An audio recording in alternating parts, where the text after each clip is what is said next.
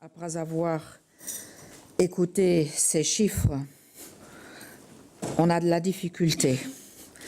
difficulté à s'imaginer derrière ces nombres effarants des êtres humains, parce que c'est trop. Il y a trop de zéros derrière, et difficile de voir des individus, et pourtant ce sont des individus, et des individus à qui on enlève tout simplement leurs droits de l'homme, et ceci juste avant la journée internationale pour l'élimination de toutes les formes de violence faites aux femmes qui aura lieu le 25 novembre. Madame, je vous remercie d'avoir mis ces chiffres sur le devant de la scène et d'avoir, avec ces chiffres, montré que notre responsabilité, que ce soit la responsabilité de femmes qui sont en politique, et je salue ma collègue ministre, ou de femmes qui, de par leur profession, sont amenées à prendre des responsabilités. Parce que toutes ces petites, moyennes ou grandes violences faites contre les femmes, ce sont des violences et des violations flagrantes des droits de l'homme. Et ce sont les violences, et les chiffres l'ont montré, qui sont le plus répandues et qui, dans certaines sociétés, sont considérées comme pas si graves, parce que communes. Et ceci souligne très bien qu'il y a, dans la plupart de nos sociétés, une grande inégalité entre les genres. Parce que si vous remplaciez femme par homme, ce serait un scandale au niveau mondial, n'est-ce pas? Mais si ça touche les femmes, eh bien, elles n'ont qu'à. Et c'est parce qu'on est d'avis qu'elles n'ont pas qu'à qu'on unit nos forces. Et la Commission européenne, par exemple, travaille la main dans la main avec le Parlement européen, avec le Conseil des ministres, et elle se mobilise contre toutes les formes de violence subies par les femmes, et elle soutient toutes les victimes et tous les groupes à risque. Nous avons, en tant qu'Union européenne, nos traités. Nous avons depuis peu aussi la Charte des droits fondamentaux, qui est un des plus beaux textes de droits fondamentaux, un des plus modernes aussi, parce qu'il est né beaucoup plus tard que des textes fondateurs comme votre déclaration en France. Nous avons aussi des politiques nationales qu'il s'agit de fédérer, de soutenir avec la connaissance des faits et avec l'action qui est menée pour faire face à ces faits. Je suis quelqu'un, peut-être du fait que je suis luxembourgeoise, et les luxembourgeois sont des gens à cheval entre les Français et les Allemands, vous voyez. On est très méditerranéen par notre façon un peu chaude d'agir et de réagir, et on est très germanique par la façon très cartésienne de faire. Donc je suis quelqu'un qui n'aime pas trop les grands mots, mais qui adore les faits juridiques. Et donc, depuis que je suis commissaire à la justice, et je suis le premier commissaire à la justice qui peut vraiment avancer en la matière, parce que j'ai la chance d'avoir le traité de Lisbonne, qui me donne des compétences à la matière. Mes prédécesseurs n'avaient pas ces compétences. Donc j'ai décidé dès le début d'utiliser ces compétences tout simplement pour faire des lois. Parce que je suis d'avis que l'action législative est le seul outil pour efficacement lutter contre les discriminations fondées sur le genre, et elle demeure très tenace, que ce soit les femmes au travail, les femmes dans leur famille, les femmes dans la société. Il faut agir par la loi, mais ensuite il faut bien sûr les relais dans les États membres, parce qu'il ne suffit pas qu'il y ait une loi européenne, encore celle-ci doit être mise en pratique par une loi nationale et puis mise en pratique par ceux qui ont la force de la mise en pratique, c'est-à-dire vous-même, hein, en tant qu'avocat, mais aussi la justice et la police. Alors, la base de ce travail, je parle à la ministre de l'égalité de traitement entre hommes et femmes qui est assise devant moi, la base de ce travail d'égalité des genres est beaucoup plus âgée que celle de la justice. La justice date du traité de Lisbonne, l'égalité homme-femme date de 1957 du traité de Rome.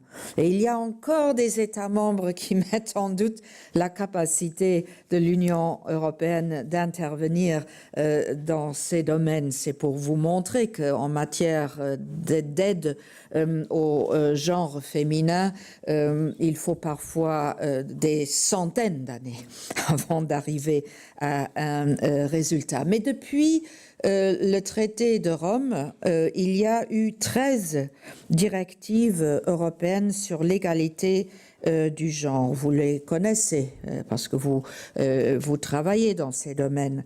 L'emploi, la formation, les conditions de travail, la rémunération, les prestations de sécurité sociale, le congé de maternité, le congé parental. Et c'est intéressant parce que la plupart sont liés au travail et pas à la société, pas à la position des êtres humains dans un ensemble sociétal, mais plutôt dans la position d'un être humain dans une relation professionnelle. Mais c'est la raison pour laquelle c'est un domaine que je connais bien, l'égalité des chances, mais quand j'ai eu la possibilité d'avoir aussi des instruments en tant que commissaire à la justice, je les ai utilisés, celles-là, plutôt que les directives égalité de traitement. Alors, des mesures efficaces en matière de justice civile et pénale, par exemple, la directive contre la traite des êtres humains, la directive contre les abus sexuels, l'exploitation sexuelle des enfants, la pornographie enfantine, ou la récente directive qui date du 25 octobre 2012 sur les droits des victimes d'actes criminels. Alors cette dernière directive, je voudrais bien vous en parler parce qu'elle est d'une importance majeure. Bon, vous êtes des spécialistes en la matière du droit pénal, mais quand j'ai commencé à travailler, moi je ne suis pas juriste, hein, quand j'ai commencé à travailler sur le droit pénal, j'ai été choquée que tout le contexte du procès tourne autour de l'accusé et du prévenu. Mais la victime, elle est nulle et non advenue dans presque tout le système de procès. Et j'ai trouvé que ça n'était pas normal.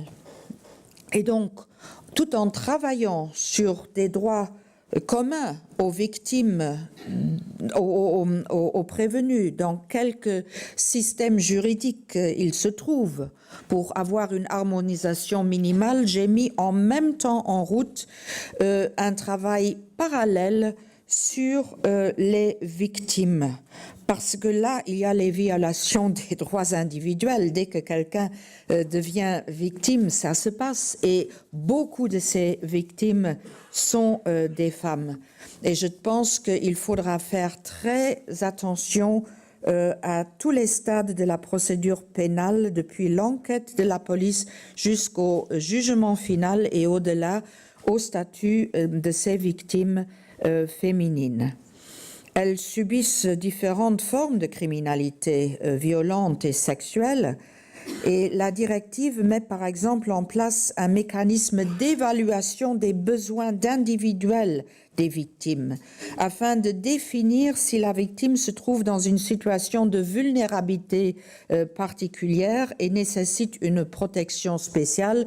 Vous le savez, en règle générale, la presque totalité des victimes féminines sont des victimes à vulnérabilité particulière, surtout si elles sont victimes de violences domestiques et sexuelles. Donc, elles seront presque automatiquement considérées comme vulnérables en raison de la nature du crime ou de leur relation ou dépendance à l'égard de l'auteur du crime. Et dans ce cas-là, des mesures de protection spéciale seront activées lors de la procédure pénale. Alors, cette directive européenne est maintenant une loi européenne et elle est l'instrument de base pour répondre aux besoins des victimes de la criminalité, y compris les victimes de violences domestiques et sexuelles. Alors, non, ce n'est pas une stratégie. Non, ce n'est pas un plan d'action, c'est de l'action. Et je compte maintenant sur les États membres pour assurer une transposition et une mise en œuvre efficace de cette directive. Et je peux vous dire que j'y veillerai. Et une fois que le délai de transposition sera dépassé, eh bien, si nécessaire, j'utiliserai ma position de gardien des traités pour amener les États qui n'auront pas transposé comme il faut devant la Cour de justice européenne. Mais cette directive n'est pas la seule action de la Commission dans ces domaines de lutte contre la violence, parce que je travaille aussi, et c'est important, à la protection des victimes de violences, aux mesures de protection, où que ces victimes se trouvent. Beaucoup de ces mesures de protection sont nationales. Donc, si une décision de justice a été donnée ici en France, c'est bon pour la France. Mais quid si cette victime passe au Luxembourg ou en Espagne ou en Suède, elle ne sera plus protégée. C'est la raison pour laquelle nous avons voulu tous ensemble que des mesures de protection qui interdisent à un agresseur d'approcher la victime, de la contacter ou de fréquenter les mêmes endroits qu'elle soient exportables. Alors, une mesure prise dans un État membre doit pouvoir être exécutée dans un autre État membre sans qu'une cour, un tribunal doive statuer de nouveau. C'est ça la reconnaissance mutuelle au niveau européen et nous avons dû faire 2 législations européennes parce que dans certains pays, c'est du droit pénal, dans d'autres pays, c'est de matière civile ou même une matière administrative. Les victimes, ça leur est complètement égal quelle matière c'est. La victime est seulement intéressée à avoir la protection. Donc, nous avons maintenant une directive en matière pénale. Je viens d'avoir l'information que la directive que le règlement en matière civile peut être décidé dans les mois à venir, même dans les semaines à venir. À ce moment-là, nous aurons sur toute l'Union européenne des mesures de protection qui permettra aux victimes aussi d'exercer leur droit à la libre circulation. Je vois mon travail un peu comme un constructeur de ponts. Je ne vais pas réformer le droit français ni le droit allemand, mais je vais créer des ponts entre les deux pour que mutuellement ils puissent fonctionner ensemble. Et si les mesures de protection sont accordées, alors les femmes victimes de violences conjugales ou d'harcèlement et leurs enfants seront protégés partout en Europe. Je lance aussi un appel aux États membres de l'Union et cela a été dit, de signer et de ratifier tous la Convention du Conseil de l'Europe sur la prévention et la lutte contre la violence à l'égard des femmes. Nous disposons donc déjà de cadres juridiques complets au niveau européen, au niveau international, ce dont nous ne disposons pas, et si je dis nous, je pense Union européenne, ce dont nous ne disposons pas, c'est de la mise en pratique de toutes ces règles sur tout le territoire de l'Union européenne. Et là, je crois que le rôle des magistrats et des avocats est vraiment essentiel. Non seulement pour pousser les gouvernements à bien appliquer les textes, mais aussi pour donner vie à ces textes, parce qu'un texte de loi en lui-même n'est pas encore la solution au problème. Il faut qu'il y ait une mise en œuvre pleine, efficace. Il faut que les victimes et les avocats sachent que de telles règles existent et qu'ils les actionnent. Donc, un autre message que je voudrais lancer, c'est ne faudrait-il pas encourager les victimes à porter plainte? Non, ne dites rien. Parce que je sais que vous avez toutes à me raconter 100 histoires où des victimes ont porté plainte et ont été victimisées une deuxième fois. Eh bien, c'est justement cela qu'il faudrait changer. Il faudrait qu'il y ait la formation des instances administratives, des instances policières et de tout ce qui suit pour que non, une victime ne peut pas être victimisée une deuxième fois, mais elle a un statut spécial et elle a besoin d'aide. Donc, la police, les services sociaux, les services de santé, le monde judiciaire ont tous un rôle spécifique à jouer. Et il s'agit aussi, et dans l'état d'esprit des directives européennes sur les victimes, de traiter ces femmes physiquement, psychologiquement et sexuellement de manière plus efficace, éviter qu'elles se rétractent, que les plaintes ne soient classées, qu'il y ait des acquittements inappropriés. Ça demande un vrai travail de fond dans chaque État membre. Ce n'est plus de ma compétence de faire ça. Ça, c'est vraiment à vous, Français, aux Belges, aux Allemands, aux Luxembourgeois, à tous ceux qui ont une responsabilité sur le territoire national à mettre cela en place. Je sais que ce sont des défis très importants, mais je sais aussi que vous pouvez faire la différence. Et puis, oui, c'est vrai, madame, il y a un problème qu'on n'a pas encore vraiment su prendre en main parce que souvent il nous échappe. C'est le problème des mutilations génitales féminines. Cette exclusion féminine est une violation grave des droits des femmes et des petites filles. C'est une pratique qui n'est pas acceptable et où je n'accepte pas non plus des explications culturelles. Ce n'est pas la culture que de mutiler un être humain et surtout un enfant. Alors je crois que nos États doivent interdire et exhorter ceux qui pratiquent ceci au sein des communautés, beaucoup de communautés de l'immigration, à abandonner ces pratiques une fois pour toutes. Je suis en train, avec la Commission des droits de la femme du Parlement européen, d'analyser de quelle façon on peut avancer.